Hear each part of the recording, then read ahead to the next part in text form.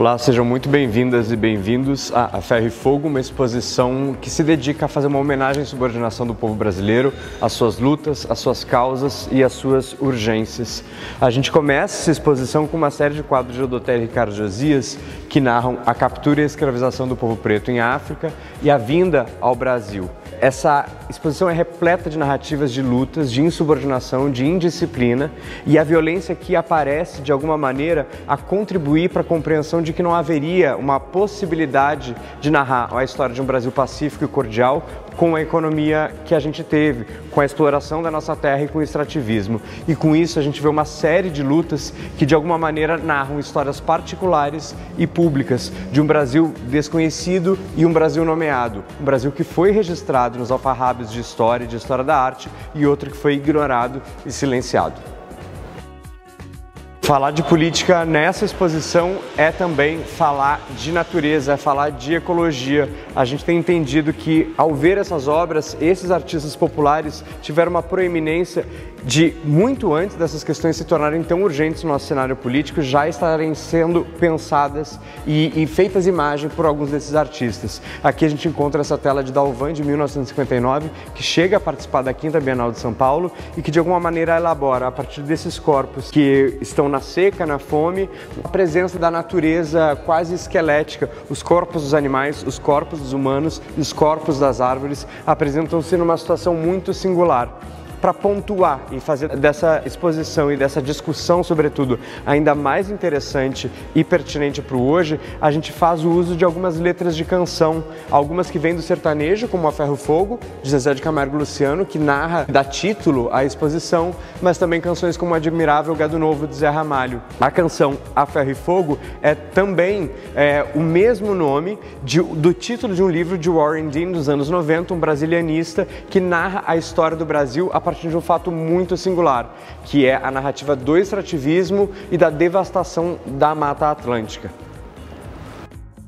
Cada uma das nossas exposições está acompanhada de uma produção audiovisual brasileira contemporânea. Em A Ferro e Fogo, o vídeo O Levante, de Jonatas de Andrade, traz o cenário urbano em todas as suas complexidades quando o artista faz uma corrida de carroças no centro do Recife. Junto desse vídeo, foi importante reunir uma série de outras imagens da convivência e das experiências comunitárias do povo brasileiro que foram salvaguardadas pelo MIAN, pelo Museu Internacional de Arte Naif do Brasil. Aqui a gente encontra uma cidade que está lutando, mas está também tendo seus prazeres e seus pertencimentos a partir do lazer, do ócio. Então a ideia foi trazer a narrativa do trabalho, mas também as experiências de campos de batalha, campos de esporte.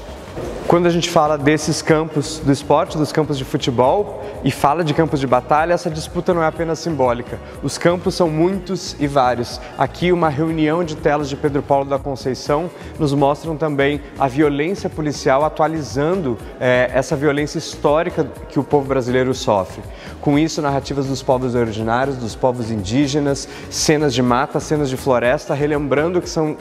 territórios sagrados. E aqui uma tela de Dalvan que me parece extremamente singular, muito bonita, um enterro de uma árvore. Ela é sepultada pelos animais que estão enlutados por essa experiência. Essa tela ainda é de 1995. Ao lado também, pelo mesmo artista, um outro herói nacional, Chico Mendes, é sepultado, relembrando a luta pela preservação da Amazônia, a luta dos trabalhadores seringueiros, a luta de Zumbi dos Palmares, da organização do povo preto e dessas insubordinações, dessas indisciplinas e desses usos mais do que justificados da violência. É o momento em que o povo se une e comunitariamente reivindica os seus direitos e tudo aquilo que é importante, aquilo que é desejoso.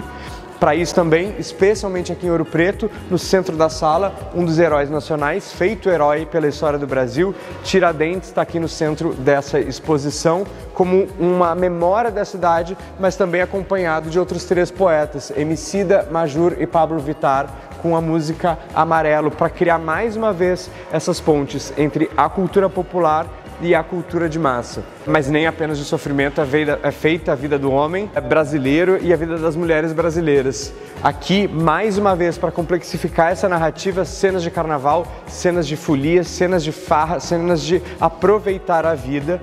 para que a gente possa relembrar que, assim como muitos desses artistas não tiveram a oportunidade de profissionalmente serem artistas e eram chamados então artistas de domingo, artistas de finais de semana, as questões relacionadas ao trabalho e ao acesso e aos privilégios são fundamentais para compreender o que poderia ser um artista naif. Talvez num país com tanta desigualdade como o Brasil, a possibilidade de ser artista seja muito mais resultado de condições socioeconômicas do que uma vontade estética pura e simplesmente. O Odoteres Ricardo Josias é um grande representante desses artistas populares, é um artista que me encanta singularmente por como ele constrói esses campos pictóricos, o fundo das suas pinturas, que de alguma maneira fazem com que essas telas possam acontecer em vários tempos. Aqui cenas, inclusive, que respondem à cultura mineira com um pouco mais de pertinência, mostrando a produção do café, não mais no momento colonial, mas uma cena que a gente pode imaginar mais contemporânea, a presença do bem e do mal, de maneira a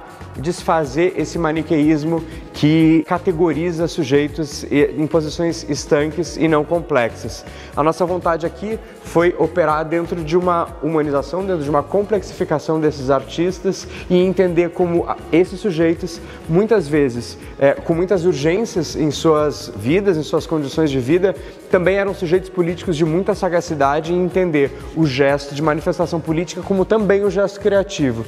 A exposição acaba com essas 3 telas de Odoteres Ricardo Josias, relembrando que no livro de Warren Dean, que narra a devastação da Mata Atlântica, o autor nos conta que o gesto primeiro de derrubada de uma árvore para a construção de uma cruz na primeira missa do Brasil, talvez tenha sido o gesto inaugural da construção desse país, que tem também o nome de uma árvore, o pau-brasil. Essa exposição gostaria muito provocar essas discussões, de reunir as questões de natureza